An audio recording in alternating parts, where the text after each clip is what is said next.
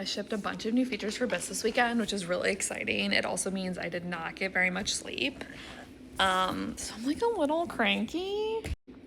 Yesterday I talked about this new like chain survey feature where if you want to send out 2 surveys, one that's like identifiable, collects people's personal information, like their name, email, whatever, and one that's anonymous, but you're sending at the same time. It's a feature that lets you like link those surveys together and has anonymity protections in it.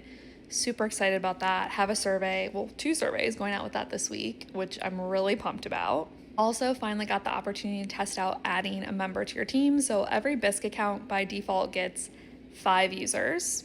If you're familiar with survey platform, you know that is a win. Someone is in your organization, you basically can like see each other's surveys, but it's read only. You can't like touch each other's surveys. But I've found this issue with organizations where like people all have their own little like survey account, and then there are like a bunch of surveys that like ask kind of the same thing or ask things like totally differently when they really should standardize. So I like the level of like transparency of like, these are all the surveys going on in your organization. You can look at them in one place.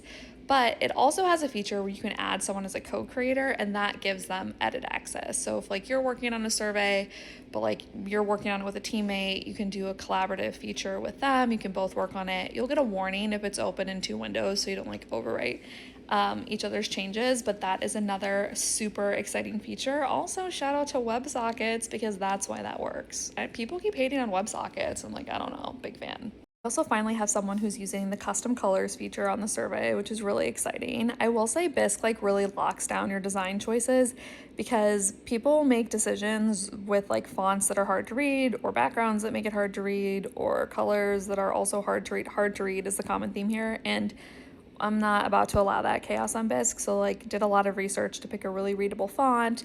All the layouts for the questions are really intentional, and you do have some design choices, like you can pick between having something show as like a list or a drop down, or there's a couple different like arrangements for ranking questions, so you can make design choices, but it's like contained choices.